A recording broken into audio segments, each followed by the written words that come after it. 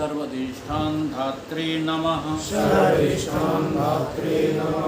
ओम जगदाधार ओम जगदाधार सर्वधिष्ठान धात्रे नमः। सर्वधिष्ठान धात्रे नमः। ओम जगदाधार ओम जगदाधार सर्वधिष्ठान धात्रे नमः। सर्वधिष्ठान धात्रे नमः। ओम जगदाधार ओम जगदाधार सर्वधिष्ठान धात्री नमः। सर्वधिष्ठान धात्रे नमः। सच्चिदानंद भगवान भगवान की जय। सत्य सनातन धर्म की जय। सतगुरुदेव भगवान की जय।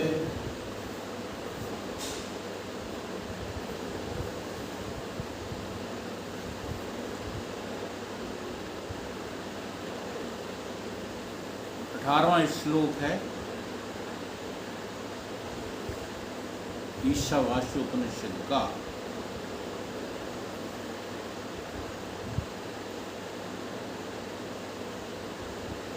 इसमें भी जो है भक्त भगवान का प्रार्थना कर रहा है अपने इष्ट से। क्या कह रहा है? अग्नि नया सुपथा राहे असमान विश्वान देव वयोनान विद्वान योयोध्य इसमत पुराण में नो विष्ठान ते नमः इति विधेन। अर्थात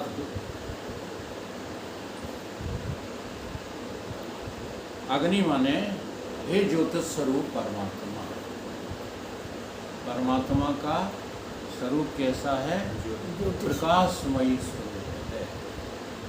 ये जगत में जो भी प्रकाश है वो परमात्मा का है, तुम्हारे नेत्रों का नहीं है, यानी कि सूर्य का नहीं है।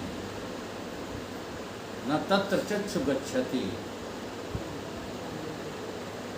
न वाक् गच्छति न मनो न बुद्धया। इनमें कोई दम नहीं है। सूर्य, चंद्रमा, तारे, नक्षत्र ये सब परमात्मा के प्रकाश से प्रकाशित हो रहे हैं। ऐसे ही हमारी इंद्रियां, हमारा मन, बुद्धि, चित्त, इनका सब जड़ हैं। ये एक चैतन्य की वजह से ही चैतन्यता को प्राप्त। हे अग्नि के अधिष्ठाता देवता, हमें, आसमान माने हमें, राय माने परम धन स्वरूप परमेश्वर की सेवा में पहुंचाने के लिए सुपथा, सुपथा माने सुंदर मार्ग। सुंदर मार्ग कौन सा होता है? परमात्मा की तरफ जाने के लिए दो ही मार्ग हैं। एक ज्ञानमयी मार्ग है और एक अंधकारमयी मार्ग है। तो अंधकारमयी मार्ग से जो परमात्मा को याद करते हुए जाते भी हैं, उनका फिर पुनरागमन होता ही रहता है। उसको दक्षिणायन कहा है। उस मार्ग का नाम क्या है? जैसे कर्मों में लगे हुए सभी लोग दक्षिणायन मार्ग से जाते हैं। जी हाँ, चाहे जितने अच्छे कर्म कर लेना, आपका मार्ग कौन सा रहेगा? अंधेरा मार्ग। और प्रकाशमयी मार्ग कौन सा है? जो कर्मों से आसक्ति को खत्म कर देते हैं, जिन्हें संसार से कोई लेना देना नहीं रहता है, फिर भी वो मर करके ब्रह्मलोक तक जाते हैं। लेकिन वहाँ भी उनको सत्संग ही मिलेगा। जैसे आप शास्त्रों में पढ़ते हैं कि ब्रह्मा जी ने इंद्र को ज्ञान दिया, विरोचन को दिया। तो इंद्र विरोचन कोई और थोड़े हैं, हम ही तो हैं। इसलिए जहाँ भी जाओगे ज्ञानमयी मार्ग से, तो हमें केवल आस्था ही बदलना है। हमारी आस्था ज्ञानमयी हो जाए, बहुत कुछ लाभ होगा इसका। और कर्ममयी आस्था रहेगी, बहुत मुश्किल है टूटना। अच्छे अच्छे सात्विकी पुरुषों की कर्ममयी आस्था टूटती नहीं। कहते हमें मत पढ़ाओ ज्ञान, हम तो अच्छे कर्म किए हैं और हम कुछ जानते नहीं। हाँ, परमात्मा हमको ठीक जगह कहीं ना कहीं लगा देगा।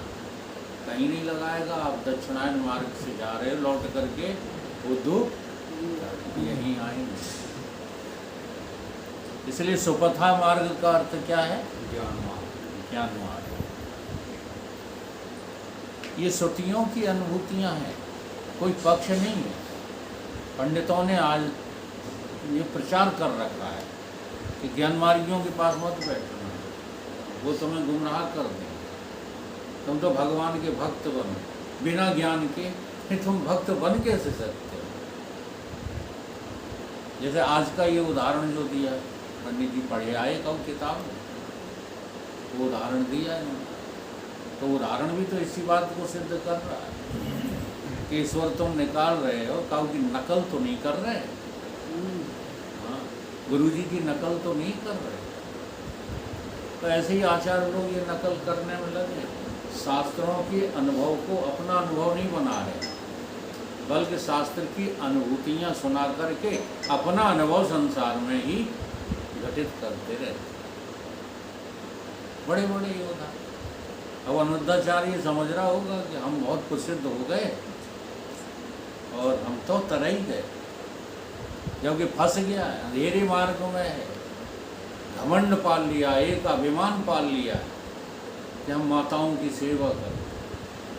दुनिया वाले अपनी अपनी अम्माओं को। अच्छा एक बात बताओ, इस बेवकूफ़ को इतनी अकल नहीं आ रही है कि अगर जितनी माता पिता छोड़े गए हैं वो सब तेरे आश्रम पर धर के धावा बोल दें, तो रख पाएगा किसी को?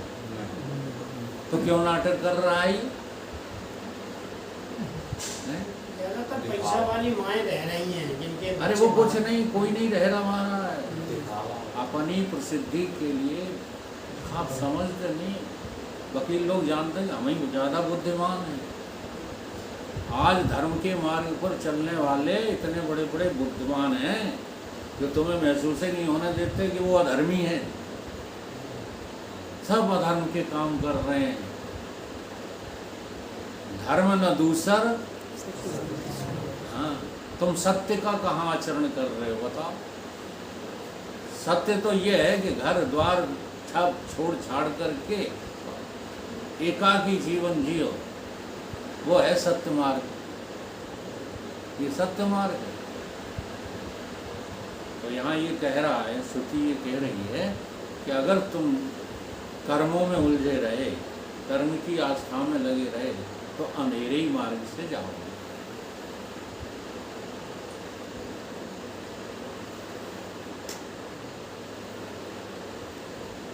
हे प्रभु, मुझे आप उत्तरायण मार्ग से, सुंदर मार्ग से लेकर के चलिए। हे देव, हमारे संपूर्ण वयुनान कर्मों को जानने वाले हैं। भगवान जो है वो हमारे संपूर्ण कर्मों को जानता। कितना भी छिप के करो, भगवान से छिपा लोगे? नहीं। क्यों?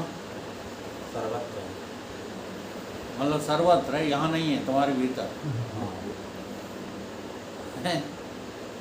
सारे कर्मों का जो है उद्गम तुम्हारे ही तो अंतःकरण से होता है। अब तुम्हारे अंतःकरण को वो परमात्मा तुम्हारे ही अंतःकरण में बैठा हुआ नहीं देख रहा। हाँ, तो इससे डरो, बाहर वाले से काहे डरते हो? व्यापक कह करके ऊपर को हाथ उठाओ। सारा चक्कर तो यही हुआ, आचार्यों ने परमात्मा लटका बता दिया कहीं ऊपर, तो कमरे में बंद होके पाप करने लगते हैं। तो देख रहा है ऊपर वाला भाई छत है ना बीच में, ऊपर से देख रहा हो, बाहर नहीं दिखाई दे रहा। हम अपना एक दोष बताएं, प्रचार मत करना लेकिन नहीं तो आस्था कम हो जाएगी नए लोगों में, या जैसी विनय जैसी लोगों में। हम सिगरेट पीते हैं और सिगरेट हम बंद कमरे में पीते हैं, तब क्या सोचते थे? हमें कहा उन्हें देखा ही नहीं पाया, नहीं देख पाया।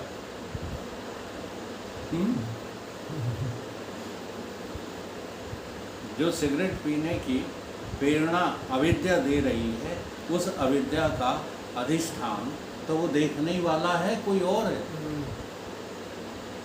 यहाँ भी बहुत बड़ी जो है तमाम शंकाएं पैदा होती हैं आगे आने वालों में। तो अविद्या का अधिष्ठान और विद्या का अधिष्ठान तो एक ही है।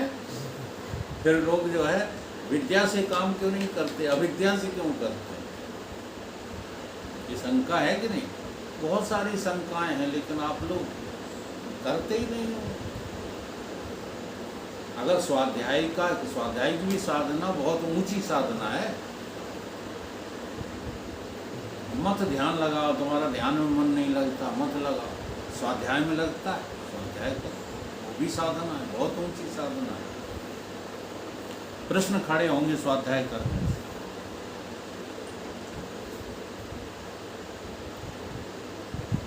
जानने वाले हैं आप तो मेरे सभी कर्मों को, और हमारे इस मार्ग के प्रतिबंधक जुहुराणम शब्द आया ना, अयोध्या अस्मत् जुहुराणम एन भुविष्ठ्याम। तो जुहुराणम से तात्पर्य क्या है कि हमारे इस मार्ग में जो प्रतिबंधक आए, जो विघ्न आए, उन विघ्नों को, उन पापों को, उन सब को आप दूर कर दीजिए। ऐसी भगवान से प्रार्थना करते रहा करो। हर अच्छे साधक की ये पहचान है, हाँ, कि वो किसी और के भरोसे नहीं रहता है। जैसे आज ये कह रहे थे भरोसा कर लिया जो, वो केवल परमात्मा पे भरोसा करता है। हमारे भीतर जो अवगुण भरे हैं वो कोई और दूर नहीं कर पाएगा। मेरे भीतर बैठा हुआ परमात्मा ही, हे प्रभु मेरे पापों को भी आप तो जानते ही हैं, उन पापों से हमको बचाओ, उन विघ्नों से, उन प्रतिबंधों से हमको बचाओ।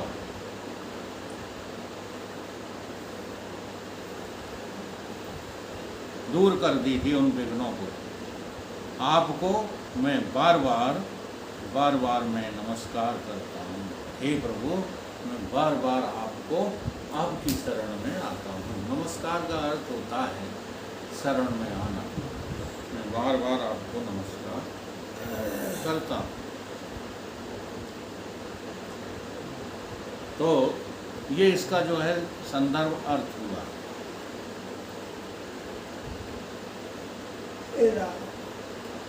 इस उपनिषद में 15वां और 16वां मंत्र सबके लिए माननीय है। अभी जो पिछले कर गए ना, वो सबके लिए मतलब भक्ति तो सब लोग कर सकते हो। अगर ज्ञान में आस्था ना हो तब भी भक्ति तो कर ही सकते हो। तो उसमें क्या है, भगवान से प्रार्थना है। इन श्लोकों में सबको भगवान से दर्शन देने के लिए प्रार्थना करनी चाहिए।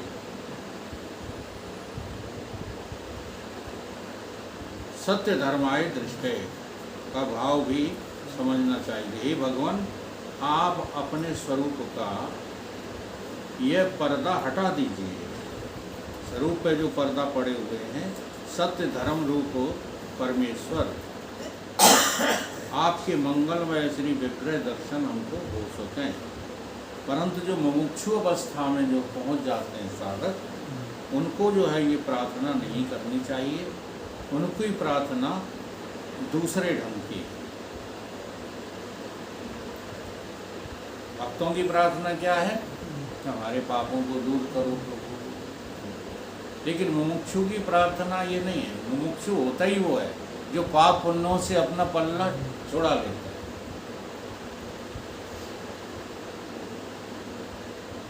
तो मुमुक्षु के अनुसार अंत काल में भगवान की प्रार्थना करने का मनुष्य मात्र का कल्याण हो सकता है। जो अभी अभी विषय चला कि भगवान ने, देखो वही श्लोक आ गया, जो चर्चा करो वही आ जाता है। भगवान कहते हैं अंतकाले, गीता में अंतकाले च मामेव स्मरण मुक्ता कलेवरम, जो अंतकाल में मुझे स्मरण करता हुआ जाता है या प्रयाति जाता है, स मद भावम याति न स्त्री संशया, वो मेरे को ही प्राप्त होता है, इसमें संशय मत करो। अंत में लेकिन इसमें तुम प्रमादी मत बन जाना कि अंत में देख लें, जब शरीर छूटेगा तब परमात्मा की याद कर लेंगे। अभी कौन की याद करोगे? हैं? अभी जो है शरीरों की याद करेंगे, पुत्र के शरीर की, पत्नी के शरीर की, फलाने के शरीर की। इन शरीरों की याद करते करते रहने से फिर परमात्मा की याद आ जाएगी। तो इन शरीरों की याद मिटाना है, परमात्मा की याद अलग से नहीं करना। हिम्मत जुटाओ, जीते जी मिटा लो तो बहुत सुपर साधक हो। लोग तो मरने के बाद भी नहीं मिटा पाते याद, याद ही करते रहते हैं, रोते रहते हैं याद कर कर। बहुत बढ़िया डायलॉग याद जो आ गया, कई बार जो है बोल चुका हूँ। एक राजा थे तो उनकी पत्नी मर गई, रानी, बड़ी बुरी तरह रोए गुरु के साथ, आए मेरी रानी। गुरु ने बहुत समझाया कि देखो ये सब जो है नश्वर हैं, इनके लिए रोया नहीं जाता। ये शाश्वत होते हुए भी, दिखाई देते हुए भी हैं थोड़े ही ये शरीर। राजा की समझ में नहीं आया तो हमने कही ये ऐसे नहीं, मूर्ख समझेगा, मूर्खता से ही समझा। तो अपनी एक हंडी थी फूट डाली और छाती टोके गुरु जी, हाय मेरी हंडी, कैसे पानी पिवाती थी, ठंडा ठंडा, हाय मेरी हंडी, हाय मेरी हंडी। अब राजा चुप हो गया, रोना चुप हो गया। राजा समझाने लगा गुरु को, गुरु जी इतने बेचैन क्यों होते हो, सोने की हंडी बनवा देंगे, हाँ चांदी की हंडी बनवा देंगे, रोने की क्या जरूरत है। नहीं, गुरु जी कह हमें वही हंडी चाहिए, है मेरी प्यारी हंडी। समझ रहे पक्का कह रहे हैं। राजा एकदम नाराज हो पड़ा, गुरु होके मूर्खता की बात कर रहे, वो वाली हंडी कहाँ से आ जाएगी। तो ये हंडी और हंडा है, जी जो लोग फूट नहीं रहे तो लोग हैं से लगते हैं, और फूट गए तो अब इन फूटे फुटाए हंडों की याद काहे को जो है दिल में रखे रहते। कोई भी दुनिया में दृश्य जगत स्मरणीय नहीं है। जहाँ भगवान ने मामेकम स्मरण की बात की है, वहाँ केवल आत्मा के स्मरण की बात की है। और आत्मी स्मरण कब होगा? जब अभी अभ्यास करो, दिन रात अभ्यास करोगे तो फिर बात बन जाए तो बन जाए।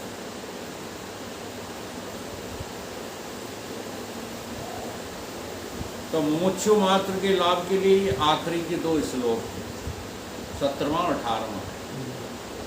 18वां श्लोक के अंत में, हे परमात्मा, 7वें अध्याय में इंद्रियां और प्राण आदि अपने कारण तत्वों में लीन हो जाएं और मेरा ये स्थूल शरीर भस्म हो जाए, इसलिए 17वें में आया था। इनके प्रति मेरे मन में किंचित भी आसक्ति न रहे।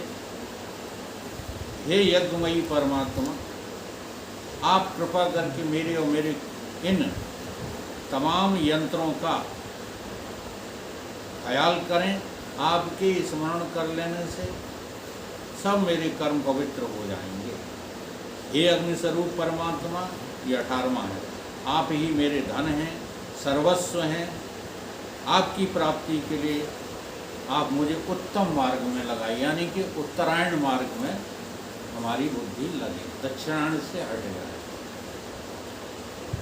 वो सब आपसे मेरे शुभ अशुभ छिपे नहीं हैं, आप सबको जानते हैं और मैं उन कर्मों के बल पर आपको नहीं पा सकता हूँ। ये सब कर्म हमारे में प्रतिबंधक हैं। और कोई प्रतिबंधक नहीं है।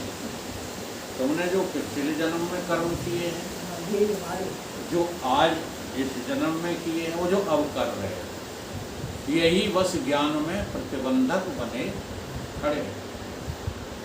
इन्हीं से पिंड छूटने की प्रार्थना करो भगवान से, तो फिर जीवन में तुम्हारी साधना परिपक्व होने लगेगी। अगर इन्हीं कर्मों को बढ़ाने की कहोगे, हे प्रभु और धन मिल जाए, हे प्रभु ये बच्चे हमसे बोलते नहीं, बोलने लगे, हाँ? बहुत माता पिता इसी से पीड़ित हैं कि उनके बच्चे नहीं बोलते। हाँ जी, तो वो पीड़ित हैं और खुश इसमें कि उनके बच्चे रोज लिपटते हैं, हाँ पापा आएंगे, पापा। वे इसी में खुश हैं। हम ही लोगों में हैं तमाम लोग। हमको ऐसा लगता ही नहीं है कि हमसे कोई बोलता नहीं। मेरा बोलने वाला दिन रात मुझसे बोल रहा है, हमें फुर्सत कहाँ कहूँ कि बोलने से। ये अनुभव करो, सच्ची बता रहे हैं, हम गप नहीं दे रहे। जब हम खाली बैठते हैं तब मेरा बहुत सत्संग जोड़ का चलता है। यहाँ आकर के तो हमको संभल करके बोलना पड़ता है, क्योंकि वाणी पे आते आते शब्दों में क्या हो जाता है, दोष आ जाता है। और बिना वाणी के जब हम सोचना शुरू करते हैं ना, घंटों बीत जाते हैं भाई साहब, पता ही नहीं लगता समय कहाँ चला गया। घर वाले हमारे कहा फिल्म देख रहा हो कई बार मोबाइल में, डरो डरो फिल्म देख रहे हो। हमें कहो जाए तो देखते हैं, इससे हमें एतराज नहीं, इसलिए उनकी वाणी सिद्ध हो जाएगी। जैसे आज ही भैया ने कहा खोल के दिखाएं आप कौन सी फिल्म देख रहे थे, तो वो तो हमें पता है, क्योंकि हमने जो फिल्म निकाली थी भले 10 मिनट देखी हो, लेकिन वो उसमें आ जाएगी, हाल आ जाती है कि नहीं आ जाती, पूरा गवाह वही है। हाँ। तो इन बातों का बुरा वो माने जो असली ना हो। हमें फिल्म देख करके फिल्मों से लेना देना थोड़ा ये कुछ देख लेते हैं, पुराना स्वभाव बना हुआ है, लेकिन अधिकांश समय कहाँ बीत रहा है ये हमें पता नहीं है। आपको अपना पता नहीं है, क्या सुमरण करके सोते हो रात को, ये पता नहीं है। अगर देखो ईमानदारी से वो क्या है ना, अगर परमात्मा को स्मरण करके सोते हो तो सवेरे क्या करना है, दुकान कब खोलना है, कैसे करना है, कहाँ बाजार जाना है, क्या, ये सब नदारत हो जाएगा। वही याद करके सोते हो, सवेरे वही जग कर फिर लग जाते। इसलिए ऐसा स्वभाव बनाओ, भगवान कृष्ण कह रहे हैं कि अंत में हम ही याद आए और कोई याद ही नहीं। बड़ा कठिन साधना है। इस प्रकार से जो है ये अध्याय समाप्त होता है और इस ईशावास्य उपनिषद की थोड़ी सी विवेचना आखिरी में की गई है, वो थोड़ा सा है चर्चा करते हैं। 11वें श्लोक में कहा गया था कर्म से मृत्यु पार करो, फिर विद्या से अमृत प्राप्त करो, विनाश कार्य ब्रह्म की उपासना से मृत्यु को पार करो। ये समझ में बात आती है? कार्य ब्रह्म की उपासना से क्या होगा, आप काल के ऊपर पहुंच जाएंगे। कार्य ब्रह्म की उपासना, कार्य ब्रह्म की उपासना जानते हो, अविद्या को काटना ही कार्य ब्रह्म की उपासना है। ये सब कुछ हमें परेशान कौन करता है? अविद्या करती है। सत्संग में कौन नहीं आने देता? अविद्या नहीं आने देता। कार्य ब्रह्म है ये, यानी जो कार्य है ना उनका कारण, जितने भी कार्य जगत में तुम करते उनका कारण कार्य ब्रह्म ही कहलाता है। कार्य कारण सहित ये कार्य ब्रह्म की उपासना कहलाती है। समझ में मेरी बात आ रही है कि नहीं आ रही?